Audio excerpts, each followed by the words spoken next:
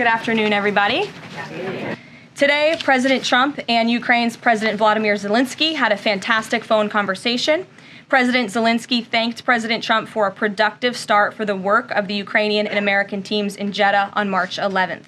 The meeting of the senior officials from both nations significantly helped in moving toward ending the war. President Zelenskyy thanked President Trump for the support of the United States, especially the Javelin missiles that President Trump was first to provide in his efforts towards peace. The leaders agreed Ukraine and America will continue working together to bring about a real end to the war, and that lasting peace under President Trump's leadership can be achieved. President Trump fully briefed President Zelenskyy on his conversation with Putin and the key issues discussed. They reviewed the situation in Kursk and agreed to share information closely between their defense staffs as the battlefield situation evolved. President Zelenskyy asked for additional air defense systems to protect his civilians, particularly Patriot missile systems, and President Trump agreed to work with him to find what was available, particularly in Europe. The two leaders also agreed on a partial ceasefire against energy. Technical teams will meet in Saudi Arabia in the coming days to discuss broadening the ceasefire to the Black Sea on the way to a full ceasefire. They agreed this could be the first step toward the full end of the war and ensuring security. President Zelenskyy was grateful for the president's leadership in this effort and reiterated his willingness to adopt a full ceasefire. President Trump also discussed Ukraine's electrical supply and nuclear power plants. He said that the United States could be very helpful in running those plants with its electricity and utility expertise. American ownership of those plants would be the best protection for that infrastructure and support for Ukrainian energy infrastructure. President Zelenskyy also thanked President Trump for continuing to push humanitarian concerns, including the exchange of prisoners of war.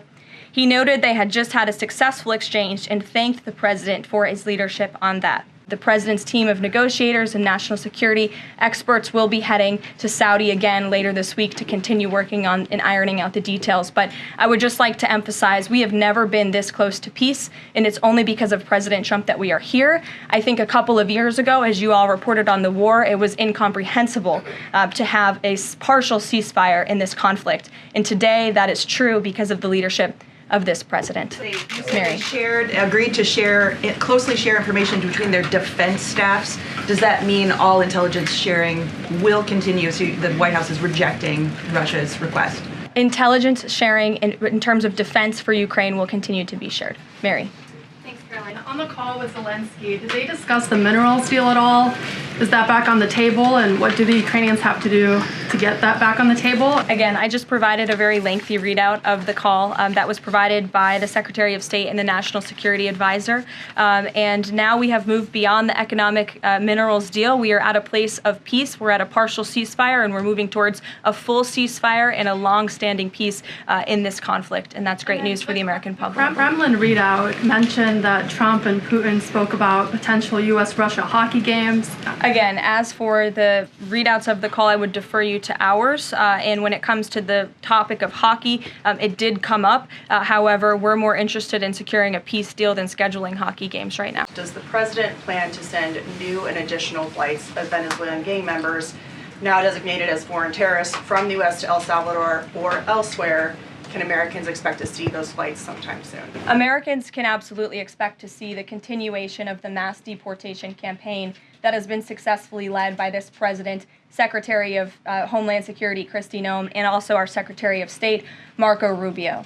Since you brought up the judges, I would like to point out that the judges in this country are acting erroneously. We have judges who are acting as partisan activists from the bench. They are trying to dictate policy from the President of the United States. They are trying to clearly slow walk this administration's agenda, and it's unacceptable. As the President said last night, we will continue to comply with these court orders. We will continue to fight these battles in courts, but it's incredibly apparent that there is a concerted effort by the far left to judge shop, to pick judges who are clearly acting as partisan activists from the bench in an attempt to derail this president's agenda. We will not allow that to happen. And not only are they usurping the will of the president and the chief executive of our country, but they are undermining the will of the American public, tens of millions of Americans who duly elected this president to implement the policies that are coming out of this White House. And then one more. You said the mass deportation campaign would continue,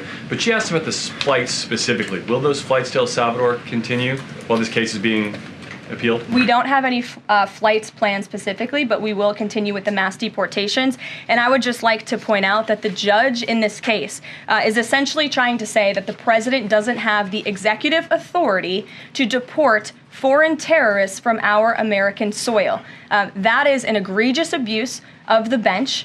This judge does not have that authority. It is the opinion of this White House and of this administration, and that's why we're fighting this in court.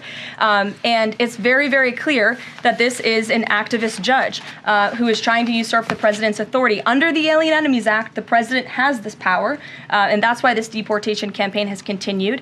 And this judge, Judge Boasberg, is a Democrat activist. He was appointed by Barack Obama. His wife has donated more than $10,000 to Democrats, and he has consistently shown his disdain for this president and his policies, and it's unacceptable. Judge Boasberg was originally appointed by George W. Bush and then elevated by Barack Obama. I just feel like I should clear that up. Well, look, the president has made it clear that he believes this judge in this case should be impeached, and he has also made it clear that he has great respect for the Chief Justice John Roberts, and it's incumbent upon the Supreme Court to rein in these activist judges. These partisan activists are undermining the judicial branch by doing so. We have co-equal branches of government for a reason, and the president feels very strongly about that. Can the administration provide any more details on how authorities determined that each of those men were in fact members of a gang? And if the White House can publish images, photos, videos of those men, why can't the administration just release basic information like their identities and names? We are not going to reveal operational details about a counterterrorism operation, but what I can assure you, as I said on Monday, we have the highest degree of confidence in our ICE agents and our Customs and Border Patrol agents who have committed their lives to targeting illegal criminals in our country, particularly foreign terrorists, and they had great evidence and indication. They have the highest degree of professionalism, and they were 100% confident in the individuals that were sent home on these flights and in the president's executive authority to do that. Follow up, I know in the last briefing you cited privacy concerns as a reason why the administration may not be able to reveal the identities.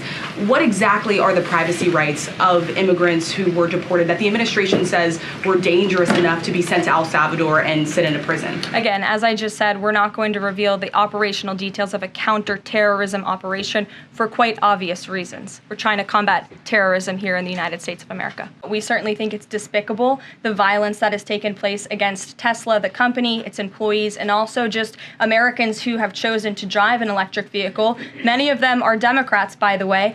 Democrats were big supporters of Tesla and of electric vehicles until Elon Musk decided to vote for Donald Trump. So we would like Democrats to also come out and condemn this heinous violence that we have seen, and I believe the Attorney General has said she's investigating these incidents as acts of domestic terrorism. I believe the Attorney General has made her comments clear on that.